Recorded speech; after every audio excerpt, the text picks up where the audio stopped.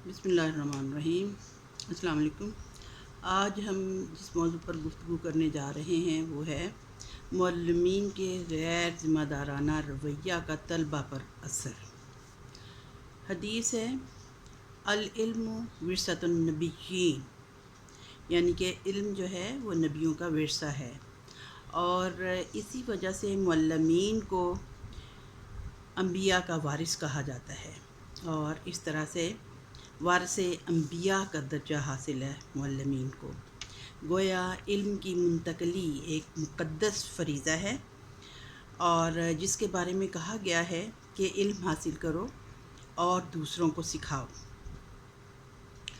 حضور صلی اللہ علیہ وآلہ وسلم اپنے آپ کو معلم کہلانے میں فخر محسوس کرتے تھے۔ آپ صلی اللہ علیہ وآلہ وسلم کا فرمان ہے، اور مجھے معلم بنا کر بھیجا گیا ہے تاکہ میں تمہیں کتاب کی تعلیم دوں اور تمہارا تزکیہ کروں۔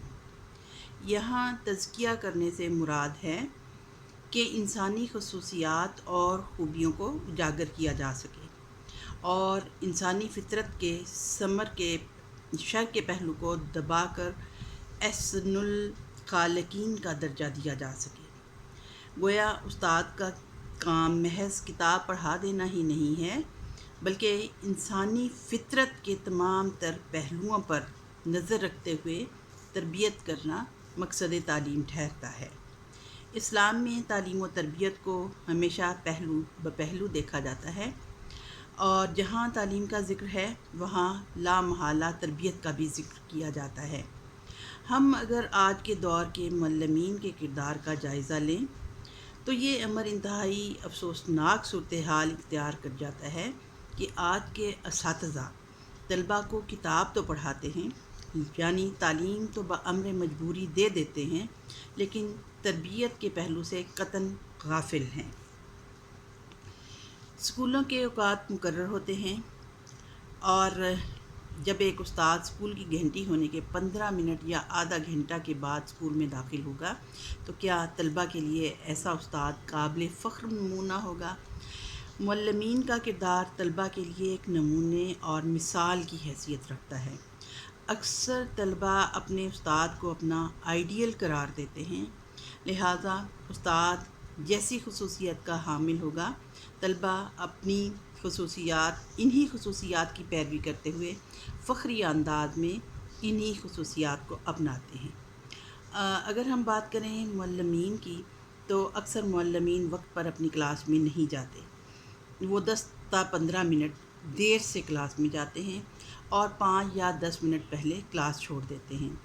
ایسے اساتذہ طلباء کو کیا سکھا رہے ہیں؟ بعض اساتذہ کو طلباء کے ساتھ امتیازی برتاؤ کا مظاہرہ کرنے کا شوق ہوتا ہے۔ ایسے طلباء یا تو اچھے گھرانوں سے تعلق رکھنے کی بنا پر، یا کچھ ذاتی خصوصیات کی بنیاد پر، یا پھر ٹیوشن پڑھنے کی وجہ سے اساتذہ کے قریب آ جاتے ہیں، جن کے ساتھ امتیازی سلوک دوسرے طلباء میں حسد و رقابت کے جذبات کو فروغ دینے کا باعث بنتے ہیں۔ بعض معلمین اور ہیڈ معلمین نے کچھ طلباء کو مخصوص کر رکھا ہوتا ہے جو دیگر معلمین و طلباء کی رپورٹس ان تک پہنچاتے ہیں۔ یہ طلباء میں غیبت و چغل خوری کو فروغ دینے کا باعث بنتے ہیں، جو کہ کوئی اچھا سلسلہ نہیں ہے، اور بچوں میں عادات جو ہیں وہ اچھی پیدا نہیں کرتے۔ کچھ اساتذہ طلباء سے تحائف وصول کر کے بھی خوش ہوتے ہیں، اور کچھ رعایتوں کا مستحق ٹھہراتے ہیں۔ اس سے طلباء میں اپنا کام بذریعہ رشوت کرانے کی عادت فروغ پاتی ہے۔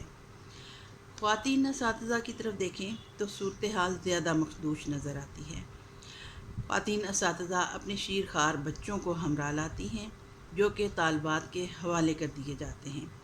طالبات گروپس کی صورت میں اپنی اساتذہ کو گھروں سے لینے جاتی ہیں، ان کے بچے اٹھاتی ہیں، سارا دن کلاسز سے غیر حاضر رہ کر ان کی تربیت کا پہلو تو کیا، تعلیم بھی تشنۂ تکمیل رہتی ہے۔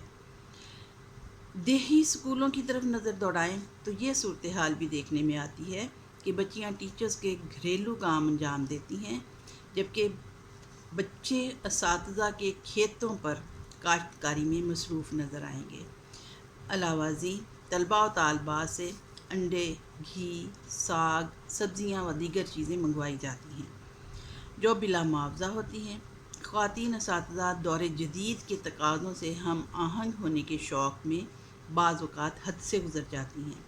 اسلام نے ستر پوشی، حیا اور پردے پر بہت زور دیا ہے، لیکن ماڈرن ہونے کے شوق میں بعض اساتذہ ان اسلامی تقاضوں سے صرف نظر کرتے ہوئے عریاں لباس زیبتاً فرماتی ہیں۔ باریک جالی وغیرہ کے ملبوسات یقیناً حسن کی نمائش کما حق ہو فرماتے ہیں، لیکن اسلامی نقطۂ نظر سے ستر پوشی کا فریضہ انجام دینے سے قاصر ہوتے ہیں۔ لہذا کچے ذہن کی طالبات اپنی آئیڈیل ہستیوں کی تقلید کرنے میں فخر محسوس کرتی ہیں اور اسی روش پر گامزن نظر آتی ہیں۔ اکثر و بیشتر اسکولوں میں اساتذہ کی گروہ بندی ہوتی ہے۔ چند اساتذہ مل کر ایک گروپ تشکیل دیتے ہیں جو پریشر گروپ کی حیثیت اختیار کر لیتے ہیں۔ وہ اپنے ساتھیوں کو جائز و ناجائز سہولیات اور رعایتیں دلوانے کے لیے کوشاں رہتے ہیں۔ اکثر اپنے فرائض سے صرف نظر کرتے ہوئے اسکولوں میں مخصوص حالات پیدا کرنے کے لیے طلباء کو اپنا اعلی کار بناتے ہیں، جن کی بنیاد پر اسکولوں میں افراتفری، کشمکش اور باہمی آویزش جاری رہتی ہے۔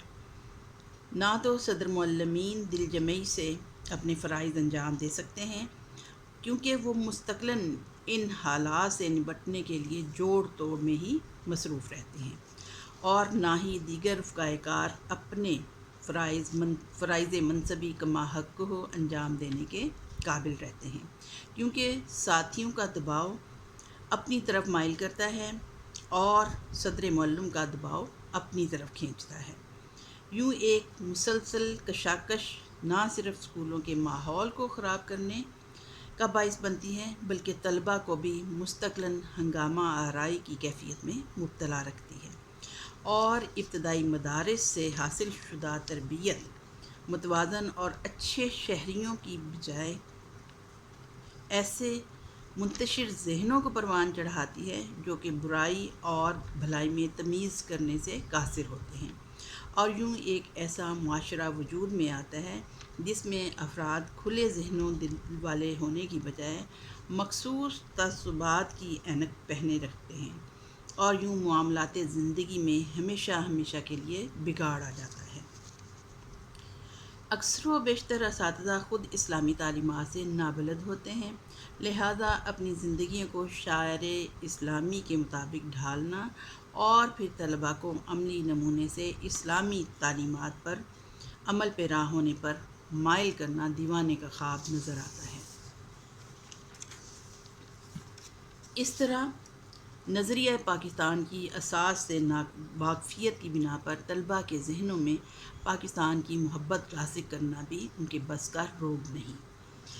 انہی وجوہات کی بنیاد پر ہمیں سقوط ڈھاکہ جیسے سانحے سے دوچار ہونا پڑا، اور اب کراچی، سندھ، بلوچستان میں بھی اسی آگ میں جلتے ہوئے نظر آ رہے ہیں۔ کیا یہ اساتذہ کی غفلت کا شاخسانہ نہیں ہے؟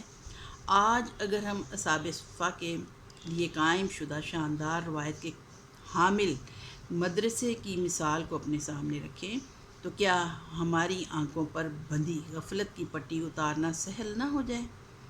یہی تو مدرسہ تھا جس کا آغاز نبی اکرم صلی اللہ علیہ وآلہ وسلم نے اپنی زیر نگرانی کیا تھا، اور یہ آپ کی نگاہ کیمیا ساز کا اعجاز تھا کہ ایسے بے مثال محدث، فقیہ، عالم اور جرنیل عالم اسلام کو میسر آئے جنہوں نے اسلام کی شان و شوکت اور سطوت کے پریرے چار دانگے عالم میں لہرا دیے۔